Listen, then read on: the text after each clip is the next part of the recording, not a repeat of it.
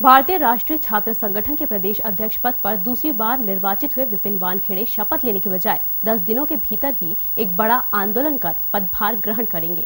वानखेड़े ने कहा कि उनका काम राजनीति करना नहीं है, बल्कि उनके लिए ये एक सेवा है। उनका मुख्य लक्ष्य छात्रों से जुड़ना और छात्रों को जोड़ना है और यही छात्रों का चहेता बनने का मूल मंत्र भी है। चुनाव में बड़ी जीत दर्ज करवाने के बाद विपिन वानखेड़े ने डीजी न्यूज संपादक बालकृष्ण मूले से छात्र हितों के मुद्दे पर खुलकर चर्चा की।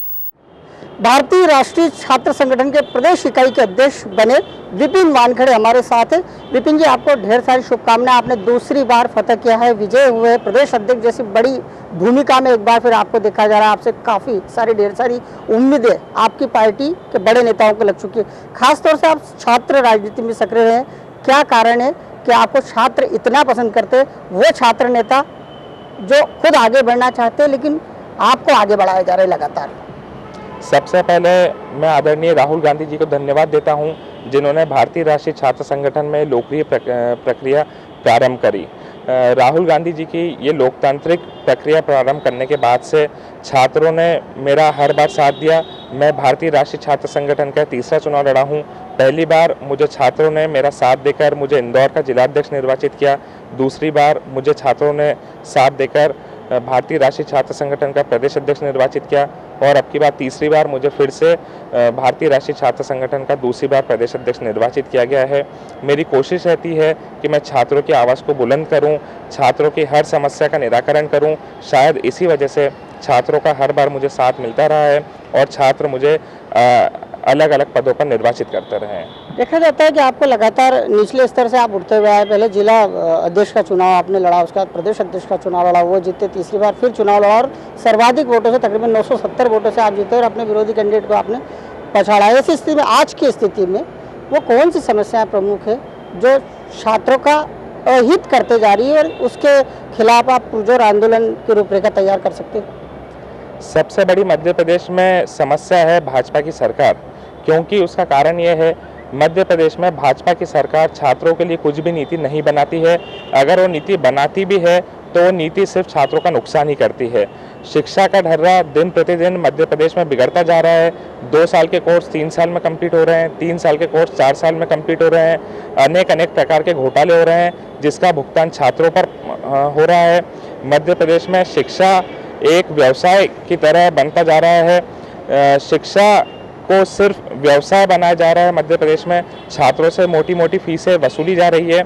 इसके अलावा छात्रों के भविष्य के लिए या छात्रों के अच्छाई के लिए कोई भी नहीं सोचता है। यहाँ पर हम लोग कोशिश करते हैं, भारतीय राष्ट्रीय छात्र संगठन के पदाधिकारी कार्यकर्ता कोशिश करते हैं कि छात्रों की हर समस्या को उठाएं, उनकी आवाज़ को मजबूत करें और उनकी समस्याओं का निराकरण करें। देखा जाता है कि प्रदेश में जैसे विश्वविद्यालय में कॉकस काम करता है, लगातार छात्र संघ उसके विरोध भी करता है। कई बार एबीवीपी और एनएसयूआई एक जैसे मुद्दों को उठाती है और विश्वविद्यालय प्रशासन को घेरने की कोशिश करती है। उसके बावजूद सार्थक परिणाम, सकारात्मक परिणाम सामने नहीं आते। इसके पीछे कौन लोग हैं जो सकारात्मक परिणाम सामने नहीं आने देते या फिर दोषियों पर कार्रवाई नहीं होने देते? जैसा कि मैंने बताया, मध्य प्रदेश में भाजपा की सरकार है।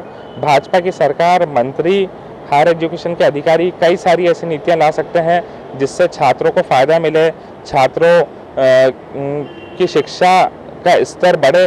मगर भाजपा के नेता, मंत्री, मुख्यमंत्री किसी को भी इस चीज़ की परवाह नहीं है। वो ऐसी किसी भी नीति को आने नहीं देते हैं जिससे मध्य प्रदेश में शिक्षा का स्तर बढ़े। मध्य प्रदेश इतना बड़ा प्रदेश है जिसमें 51 जिले हैं। कायदे से यहाँ पर शिक्षा का स्तर दिन प्रतिदिन बढ़ना चाहिए, किंतु मध्य प्रदेश में शिक्षा का स्तर बढ़ने की जगह दिन प्रतिदिन गिरता जा रहा है। जिस तरह से देखा जाता है कि लंबे समय से प्रत्यक्ष प्रणाली के तहत चुनाव कराने की मांग की जा रही, छात्र संघों के चुनाव कराने की, क्यों नहीं सफलता मिल पा रही? यही मांग एबीवीपी भी करती है, यही मांग एनएसयूआई भी करती है, लगातार करती आ रही, लेकिन सफलता आज तक नहीं मिल पा रही। प्रत्यक्ष प्रणाली से छात्र संघ चुनाव की मांग भारतीय राष्ट्रीय छात्र संगठन भी करती है, एबीवीपी भी करती है, किंतु अखिल भारतीय विद्यार्थी परिषद की जो मांग होती है वो मात्र एक ढोंग होती है। अखिल भारतीय विद्यार्थी परिषद कोई भी आंदोलन अपनी सरकार के खिलाफ नहीं करती है और अगर वो आंदोलन भाजपा सरकार के खिलाफ करती है तो उसकी रणनीति पहले से ही तय हो चुकी होती है कि हमें क्या करना है और किस प्रकार से हमें दिखावा भी करना है और हमारी सरकार को बचाए भी रखना है। भारतीय राष्ट्रीय छात्र संगठन पिछले कई सालों से प्रत्यक्ष प्रणाली से छात्र संघ चुनाव की मांग कर रही है। हमने पिछले साल भी मांग करी थी, हम इस वर्ष भी मांग करेंगे, किंतु भाजपा सरकार और मध्य प्रदेश के मुख्यमंत्री शिवराज सिंह चौहान मध्य प्रदेश में प्रत्यक्ष प्रणाली से छात्र संघ चुनाव नहीं करवाना चाहते हैं, क्योंकि उन्हें बहुत अच्छे से इस बात का एहसास है कि मध्य प्रदेश में अखिल भारतीय विद्यार्थी परिषद किस स्तर पर गुंडागर्दी करती है। और अगर मध्य प्रदेश में छात्र संघ चुनाव हुए, जैसे कि अखिल भारतीय विद्यार्थी परिषद पहले भी उदाहरण दे चुकी है, चाहे वो प्रोफेसर सबरवाल हत्याकांड हो या फिर बैतूल के छात्र राहुल जोशी का हत्याकांड हो या ऐसे कई और अन्य हत्याकांड हैं, जो कि मुख्यमंत्री को मालूम है कि अगर छात्र संघ चुनाव हुए तो अखिल भारतीय विद्यार्थी परिषद फिर से ऐसी गुंडागर्दी पर उतर आएगी और अखिल भारतीय विद्यार्थी परिषद की हार होगी और साथ ही इसका भुगतान मध्य प्रदेश की भाजपा की सरकार को करना पड़ेगा। बावजूद इसके अब चूंकि आपकी दोहरी जिम्मेदारी बनती है, आप दूसरी बार प्रदेश अध्यक्ष बने, सारी की सारी पूरे प्रदेश के छात्रों की कमान आपके हाथों में आ चुकी है एनयूसीआई के प्रदेश अध्यक्ष रूप में। ये सब पिछला इतिहास था जो एबीवीपी का आपने बताया। छात्र संघ की राजनीति में जितनी उठापटक चलती है, हो सकता है बड़ी राजनीति में इतनी उठापटक कभी नहीं देखने को मिलती जितनी इंटरनली आप लोगों में चलती।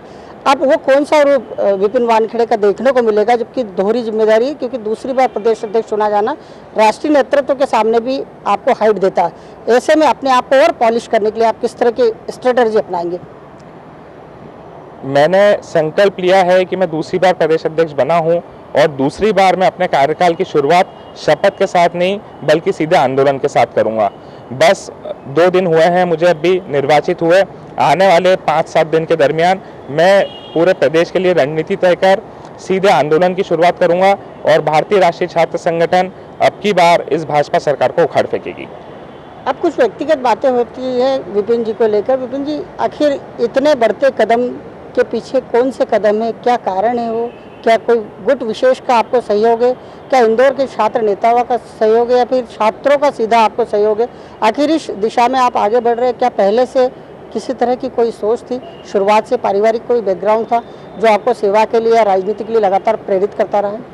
किसी प्रकार के कोई गुट विशेष वाली बात नहीं है। मैं ना तो किसी बड़े नेता के परिवार से बिलोंग करता हूं, ना ही किसी बड़े उद्योगपति के परिवार से आता हूं। मैं एक सामान्य परिवार का बेटा हूं। कुछ समय पहले जब मैंने कॉलेज में एडमिशन लिया था तब मेरे पिताजी कांग्रेस की विचारधारा वाले व्यक्ति हैं। तब से ही एक मन में एक इच्छा थी कि सोशल वेलफेयर के लिए काम करना है, छात्र हित के लिए काम करना है। जब मैंने कॉलेज में मेरे फर्स्ट ईयर में एडमिशन लिया तब से ही मैं छात्रों के साथ जुड़ा, उन्हें अपने साथ जोड़ा, उनकी समस्या उठाना चालू करी, उनकी आवाज़ बुलंद करी। तब से पहली बार मैं कॉलेज के फर्स्ट ईयर में अपने कॉलेज का सांस्कृतिक समिति का अध्यक्ष चुना गया, दूसरे वर्ष में कॉलेज का सचिव चुना गया, तीसरे वर्ष में एनएसयूआई का शहर महासचिव बना। उसके बाद राहुल जी की लोकतांत्रिक प्रक्रिया भारतीय राष्ट्रीय छात्र संगठन में प्रारंभ हुई, तब मैंने पहली बार चुनाव लड़ा, मैं एनएसयूआई का जिला अध्यक्ष बना।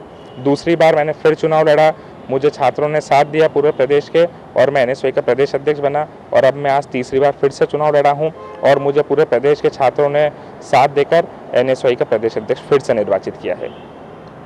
यह है विपिन वानखेड़े, जिनके लगातार कदम राजनीतिक दिशा में लगातार बढ़ते जा रहे हैं और विश्वास दिला रहे हैं कि वो छात्र हितों की राजनीति करेंगे, छात्र हित के लिए अंतिम सांस तक लड़ेंगे। कैमरा पर्सन योगेश नीम के साथ मैं बालकृष्ण मुले, डीजी न्यूज़ इंदौर।